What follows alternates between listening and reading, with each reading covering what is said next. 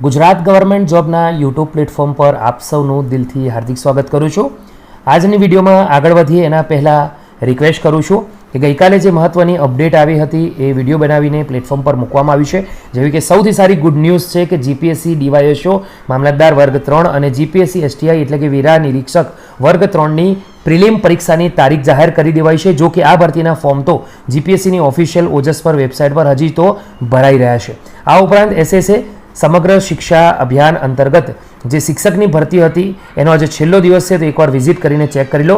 ધોરણ 10 pass 12 pass અથવા તો સ્નાતક કક્ષાના ઉમેદવારો છે જેમને ડાઉટ છે કે આગળ કઈ ભરતી આવશે, કઈ ભરતીની તૈયારી કઈ સરકારી ભરતીઓ આવશે, તો એનો વિડીયો પણ બનાવ્યો છે, એકવાર ખાસ ચેક કરી લેજો.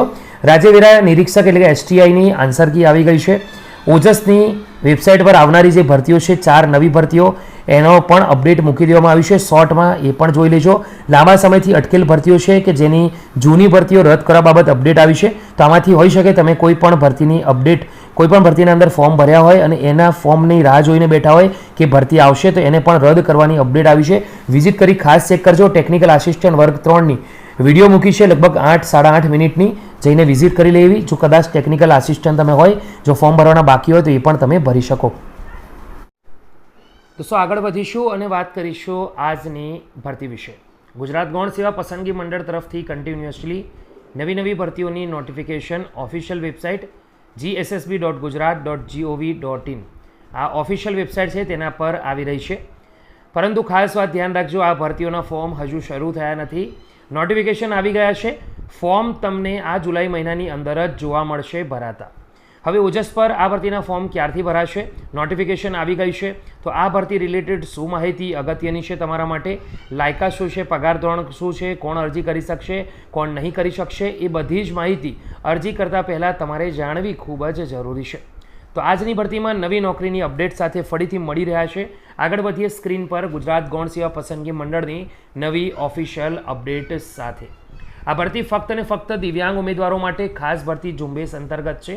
જાહેરાત ક્રમાંક છે 322 અને વર્ષ છે 2025-26. આ ભરતી જગ્યાનું નામ છે એક્સરે ટેકનિશિયન વર્ગ 3.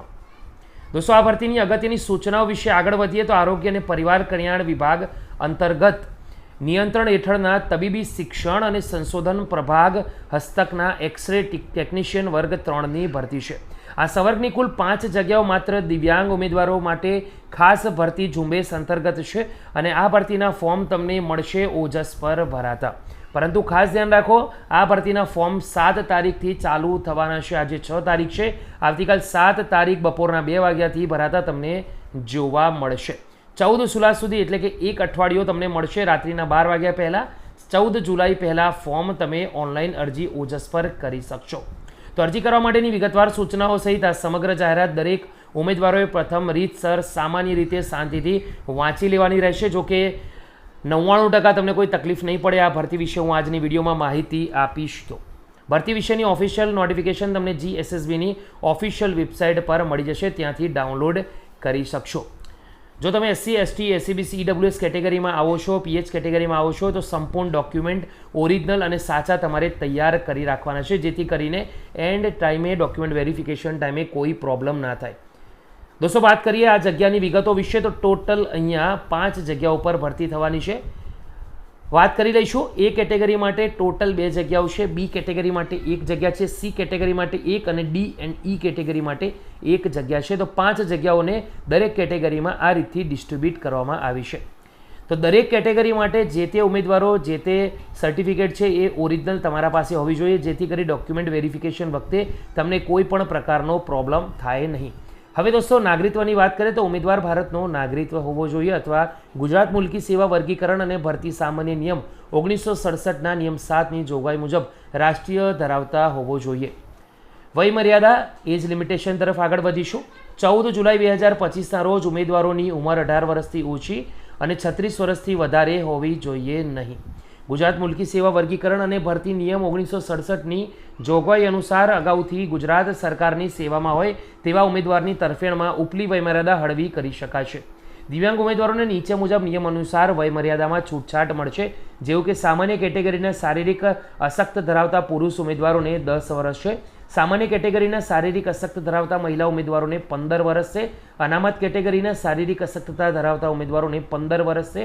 અનામત કેટેગરીના શારીરિક અશક્ત ધરાવતા મહિલા ઉમેદવારોને 20 વર્ષની છૂટછાટ મળવા પાત્ર છે. પરંતુ ખાસ ધ્યાન રાખો, મહત્તમ અહીંયા 45 એજ સુધી જ લિમિટેશન આપવામાં આવ્યું છે. 45થી વધારે એજના ઉમેદવારો, ભલે તમે કોઈ પણ કેટેગરીના હોય, પીએચ હોય કે ગમે તે કેટેગરીના અશક્ત ધરાવતા હોય, તમને અરજી કરવા મળશે નહીં. પગાર ધોરણની વાત કરીએ તો 40,800 પ્રથમ 5 વર્ષ માટે ફિક્સ મળશે. ફિક્સ પગારથી નિમણૂક અપાશે, તેમજ ઉપરોક્ત ઠરાવના અન્ય લાભો મળવા પાત્ર થશે. આગળ જતાં તમારું કામ સંતોષકારક જણાશે તો 7મા પગાર પંચના 35,400થી 1,12,400 લેવલ 6ના પગાર ધોરણમાં નિયમિત નિમણૂક મેળવવા પાત્ર થશે. તેમ છતાં આ બાબત નામદાર સુપ્રીમ કોર્ટમાં દાખલ થયેલા એસએલપી નંબર અહીંયા આપેલું છે અને એસએલપી બીજો નંબર છે, એના ચુકાદાને આધીન રહેશે. શૈક્ષણિક લાયકાતની હવે આગળ વાત કરીએ તો બેચલર ડિગ્રી સાયન્સ હોવી જોઈએ. Obtained from any of the university establish or incorporated by the under the central or state act in India or any other education institution recognise as such or declare as a deemed university to be university under the section 3. એટલે કે bachelor degree કોઈ પણ શાખાની સાયન્સની અંદર at least સ્નાતક થયેલા હોવા જોઈએ અને have passed X ray technician course conducted by the government institute or medical college recognise by the National Medical Council. તો નેશનલ મેડિકલ કાઉન્સિલ છે અને એક્સરેનો ટેકનિશિયનનો કોર્સ છે એ ગવર્મેન્ટ ઇન્સ્ટિટ્યૂટ તરફથી પાસ કરેલો હોવો જોઈએ. બેઝિક નોલેજ હોવું જોઈએ કોમ્પ્યુટર નોલેજનું, એડ્યુકેટ નોલેજ હોવું જોઈએ ગુજરાતી હિન્દી બંને લેંગ્વેજનું. તો ઉપર દર્શાવેલ જે પણ ભરતી નિયમો છે તે નિયમો શૈક્ષણિક લાયકાતને છે તમારે ધ્યાન રાખવાના છે. એમાં કોઈ પણ જાતનું ઉપર નીચે ચાલશે નહીં.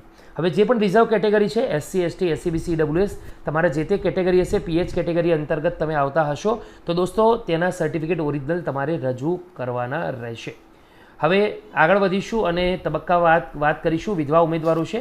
વિધવા ઉમેદવાર જો તમે હો તો તમારે સર્ટિફિકેટ જમા કરાવવાનું છે. નોંધ લેવાની છે કે ઉમેદવારોએ સ્પર્ધાત્મક પરીક્ષાઓમાં મેળવેલ ગુણના 5% ઉમેરી મેરિટ યાદી તૈયાર કરવામાં આવશે. સ્પોર્ટ્સની વાત કરીએ તો શૈક્ષણિક લાયકાતની વાત કરીએ તો એની કટ ઓફ ડેટ 14 જુલાઈને સ્થિતિને ગણવામાં આવી રહી છે. કોમ્પ્યુટરની વાત કરીએ, જો તમે 10મા 12મા ધોરણમાં કોમ્પ્યુટર વિષય સાથે પાસ થયા હોય તો તમારે સર્ટિફિકેટ રજૂઆત કરવાની જરૂર નથી. તો એક સારી વસ્તુ કહી શકાય. અરજી કરવાની રીતની વાત કરીએ તો 7 જુલાઈથી આ ભરતીના ફોર્મ બપોર 2 વાગ્યાથી શરૂ થશે. ઓજસની ઓફિશિયલ વેબસાઇટ ojas.gujarat.gov.in. આ ભરતીના ફોર્મ 14 જુલાઈ સુધી ભરી શકાશે રાત્રિના 12 વાગ્યા પહેલાં. ઉમેદવારોએ ઓજસની વેબસાઇટ પર ખાસ કરીને જવાનું છે. ઓનલાઈન એપ્લિકેશનમાં જઈને એપ્લાય બટન પર ક્લિક કરવાનું છે અને GSSB સિલેક્ટ કરવાનું રહેશે.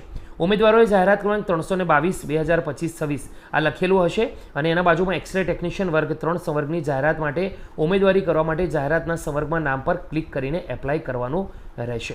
તો આ રીતથી તમે અરજી કરી શકો છો.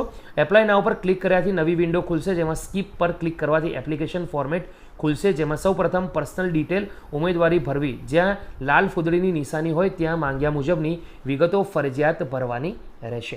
તો આ રીતથી તમે આ ભરતીના અંદર ઓનલાઈન ફોર્મ પણ ભરી શકો છો અને એપ્લિકેશન ફી પણ તમારે ભરવાની રહેશે. હવે એપ્લિકેશન ફી કઈ રીતથી અને ક્યાં ભરવાની છે એ બાબત વાત કરી લઈએ. ગુજરાત ગૌણ સેવા પસંદગી મંડળની પ્રાથમિક પરીક્ષા અનામત વર્ગ દિવ્યાંગ ઉમેદવારો ₹1 ફી નથી. પરીક્ષા ફીની ₹400 ફી છે. પરીક્ષા ઉપસ્થિત રહેલા તમામ ઉમેદવારોને પરીક્ષા ફીને પરત કરવામાં આવશે, તો એ બાબત તમારે નોંધ લેવાની છે. તો આજની આ વિડીયોને ફિનિશ કરીએ છીએ. ફરીથી મળીશું એક નવી જાહેરાત નવી વિડીયોમાં ગુજરાત ગૌણ સેવા પસંદગી મંડળની. ત્યાં સુધી ગુડ બાય.